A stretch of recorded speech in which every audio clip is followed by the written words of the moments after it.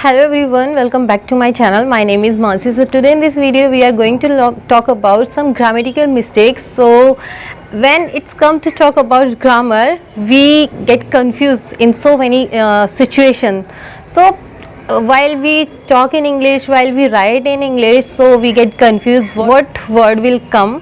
So we get confused so many times while speaking English and while writing in English. So in this video I'm going to clear about two words like been to and gone to. Okay, before starting the video, let me ask you a question. What is the difference between been to and gone to?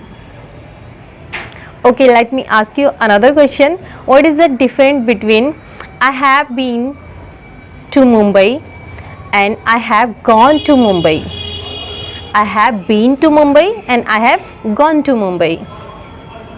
So if you translate this in Hindi, then you will get the same result. Like दोनों का meaning same ही है कि मैं मनाली गया हूँ या मुंबई गया हूँ, दोनों का सेम ही मीनिंग आएगा.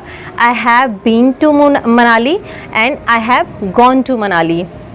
I have been to Manali and I have gone to Manali को जब हम हिंदी में ट्रांसलेट करते हैं तो दोनों का मीनिंग सेम आता है, जो कि है मैं मनाली गया हूँ या मैं मनाली गई हूँ. दोनों का मीनिंग सेम है, बट इसमें बहुत बड़ा डिफरेंस है, बहुत बड़ा. मतलब अगर हमें बताने, जैसे किसी ने मुझसे पूछा कि क्या तुम कभी मनाली गए हो, क्या तुम मनाली गए हो, तो अगर मैं कभी गई हूँ, कभी भी गई हूँ या मैं कल ही आई हूँ, तो मैं बोलूँगी हाँ मैं मनाली गई हूँ. ठीक है, इसे इंग्लिश में कैसे बनाना है वो मैं अभी बताऊँगी. और अगर मैं जैसे दिल्ली में रहती हूँ और मैं अभी मनाली में गई हुई हूँ, मनाली में हूँ, ठीक है, तो वहाँ पर हम क्या यूज़ करेंगे, और अगर हम होकर आ चुके हैं तो क्या यूज़ करेंगे. तो जैसे किसी ने मुझसे पूछा क्या तुम घर पे हो, मुझे ये काम है, मैं तुम्हारे घर पे आ रहा हूँ, तो मैं इस जगह पर, अगर मैं यहाँ पर नहीं हूँ, मैं इस टाइम मनाली में हूँ, तो मैं उससे बोलूँगी no I am not at home, I have gone to Manali, I have gone to Manali. मैं मनाली में हूँ या मैं मनाली आ चुका हूँ या फिर मैं मनाली में हूँ, मैं मनाली गई हुई हूँ. ठीक है, मतलब मुझे वापस आना है यहीं पे, मैं कुछ टाइम के लिए मनाली गई हुई हूँ. ठीक है, ऐसे बोलेंगे I have gone to Manali, या फिर she has gone to Manali, I have gone to Manali, they have gone to Manali. वो अभी मनाली में हैं या वो मनाली गए हुए हैं.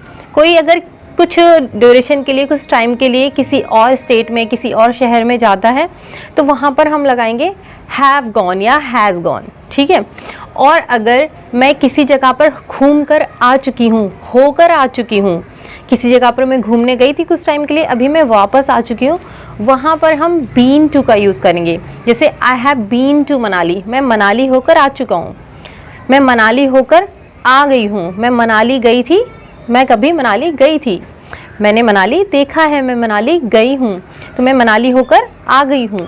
आई have been to Manali, I have been to Shimla, I have been to Mumbai. ठीक है, सो इसको ऐसे बनाएंगे कि मैं कभी मनाली गई. अगर कोई मुझसे पूछता है क्या तुम कभी शिमला गए हो, क्या तुम कभी शिमला गए हो, तो इसको मैं अगर बताऊंगी कि हाँ मैं गई हूँ, तो मैं बोलूँगी yes I have been to Shimla, yes I have been to Shimla. क्या तुम कभी केरला गए हो, अगर किसी ने मुझसे पूछा क्या तुम कभी केरला गए हो, अगर आप गए हो तो बोल सकते हो yes I have been to Kerala, I have been to Kerala. तो बीन टू और गॉन टू, बीन टू और गॉन टू में दोनों में डिफरेंस ये है कि बीन टू और गॉन टू में दोनों में डिफरेंस ये है कि अगर आप किसी जगह से होकर आ चुके हो, किसी जगह से होकर आ गए हो, वापस आ गए हो, तो वहाँ पर आप लगाओगे been to. I have been to कुर्फी, आई हैव बीन टू कुर्फी. जैसे किसी जगह से होकर आ चुके हो तो आप लगाओगे I have been to Patna, I have been to Patna. और अगर आप पटना में ही हो, अभी भी पटना में ही हो, तो बोलोगे I have gone to Patna, I have gone to Patna. तो ये एक छोटा सा डिफरेंस है, बट जब भी आप कुछ भी यूज़ कर देते हो किसी भी जगह पर तो बहुत बड़ी प्रॉब्लम हो जाती है, क्योंकि पूरा मीनिंग ही चेंज हो जाता है. तो इसलिए छोटे छोटे वर्ड मीनिंग को चेंज कर देते हैं। तो जब भी आपको इस तरह का कोई सेंटेंस बताना है, कुछ बात बतानी है, तो आप बीन और गॉन को समझकर रिप्लाई करना, क्योंकि बीन और गॉन में एक ये बहुत ही बड़ा सा डिफरेंस है जो कि बहुत छोटा सा नज़र आता है। मतलब बहुत बड़ी गलती हो जाती है जब हम ये छोटी सी मिस्टेक कर देते हैं, बीन टू और गॉन टू। बीन टू का मतलब होता है कि आप वहाँ से होकर वापस वहीं आ चुके हैं जहाँ आप परमानेंटली रहते हैं, ठीक है। और या फिर परमानेंटली नहीं, जहाँ आप जॉब करते हैं वहाँ आ चुके हैं। कहीं आप अपने घर पे गए थे कुछ दिनों के लिए, फिर आप अपने वर्क प्लेस पर आ गए जहाँ आप वर्क करते हैं, तो कहीं से होकर आप वापस आ चुके हैं। और गॉन टू का मतलब है कि आप कहीं गए हुए हैं, ठीक है, कहीं गए हुए हैं कुछ दिन के लिए, फिर आप वापस आएंगे। तो ये छोटा सा इसका जो डिफरेंस था, आई होप कि आपको क्लियर हो चुका होगा। सो चलिए नेक्स्ट 2 डिफरेंस और देखते हैं, 2 मिस्टेक्स जो कि हम अक्सर करते रहते हैं। वो है on time and in time. On time और इन टाइम में क्या डिफरेंस है? दोनों का मतलब सेम ही है, बिल्कुल सेम, जैसे बीन टू और गॉन टू का था वैसे ही इन दोनों का मतलब है। तो चलिए इसको समझते हैं। On time means on correct time, at correct time. जब भी हम ऑन टाइम करेंगे तो उसका मतलब होता है करेक्ट टाइम, एकदम करेक्ट, ठीक है। और जो इन टाइम होता है वो होता है कि मतलब एक ऐसा टाइम लाइन, अगर वो मिस हो गई तो कुछ बुरा, मतलब कुछ छूट जाएगा या कुछ बुरा घटित हो जाएगा, है ना। समथिंग विल हैपन रॉन्ग, ठीक है। सो अगर वो टाइमलाइन अगर क्रॉस हो गई या फिर मिस हो गई तो कुछ या तो छूट जाएगा या कुछ, मतलब आप मिस कर देंगे किसी चीज़ को, चांस मिस कर देंगे। तो इन दोनों में एक छोटा सा डिफरेंस है। जैसे कि आप चलिए ऑन टू का एग्जांपल देखते हैं। ऑन टू का एग्जांपल देखते हैं। I have completed my homework on time. I cooked food on time. जैसे घर में खाना बनता है, कोई एक टाइम ही होता होगा ना, 7 से 8 बजे तक या 6 से 7 बजे तक, इस टाइम के आसपास हम खाना बनाते हैं। तो ऑन टाइम मतलब मैं करेक्ट टाइम पर डेली खाना बना लेती हूँ। I cook food on time every day. I cook food on time every day. मैं अपने स्कूल टाइम पर चली जाती हूँ। I go to school on time. I go to school on time.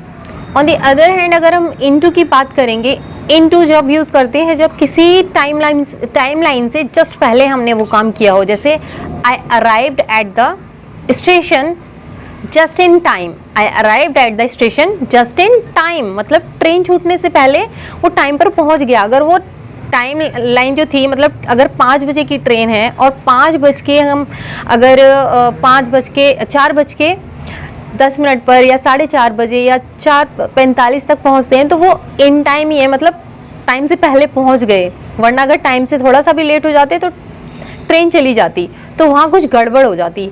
Homework का ये है, खाना बनाने का या होमवर्क पूरा करने का, अगर वो थोड़ा आगे पीछे भी होता है तो उसमें कुछ ऐसा नहीं है कि अगर उस टाइम पे नहीं गया तो कुछ ऐसा हो जाएगा कि मतलब बहुत लंबा वेट करना पड़ेगा।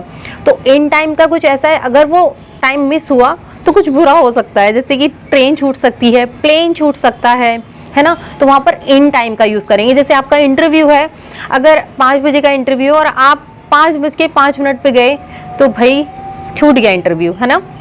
तो अगर होमवर्क का है, अगर आप 5 बजे करते हैं डेली, अगर वो थोड़ा बहुत आगे पीछे भी होता है तो आप उसे मैनेज कर सकते हैं। बट अगर टाइम किसी और के हाथ में है, टाइम किसी और ने मैनेज किया हुआ है, वो गाइडलाइन है कि आपको 4 बजे तक या 5 बजे तक ये काम करना है और आपने उसको 3:45 तक 50 मिनट तक वो कंप्लीट कर लिया, तो आप बोलेंगे इन टाइम, ठीक है। इन टाइम मतलब टाइम से जस्ट पहले मैंने कंप्लीट कर लिया, वरना मिस हो जाता। I reached for the interview in time. मैं इंटरव्यू के लिए एकदम टाइम पर पहुंच गई, मतलब टाइम जो टाइम था उससे जस्ट पहले ही पहुंच गई, कोई रिस्क नहीं लिया, मैं पहले ही पहुंच गई। मतलब पहले हो जाता, जो काम टाइम लाइन से पहले हो जाता है उसको बोलते हैं इन टाइम, ठीक है। और ऑन टाइम एकदम परफेक्ट टाइम पर, एकदम करेक्ट टाइम पर मैंने ये काम कर लिया। तो ये भी बहुत इजी सा और बहुत ही मतलब कंफ्यूज करने वाली सिचुएशन है कि कहाँ पर इन टाइम लिखें, कहाँ पर ऑन टाइम लिखें। जब भी आप कोई गाड़ी छूटने वाली सिचुएशन हो, जैसे ट्रेन हो, प्लेन हो, कोई ऐसा टाइम हो जहाँ उन्होंने आपको टाइम दिया हो, किसी ने टाइम दिया हो और वो टाइम अगर मिस हो जाता है तो प्लेन जा सकता है, ट्रेन जा सकती है। तो ऐसे टाइम पर आप, जैसे इंटरव्यू स्टार्ट हो सकता है तो फिर दोबारा चांस मिलना बहुत मुश्किल है ना, ऐसे टाइम पर इन टाइम का यूज़ करेंगे जब आप टाइम से पहले पहुंचते हैं वहाँ पे। तो I have reached in time for the interview. So I hope कि आपको इन टाइम और ऑन टाइम में डिफरेंस अच्छे से समझ आ गया होगा। Hope you will like this video. If yes, then like, share and please subscribe to the channel. See you in next one. Till then, bye bye.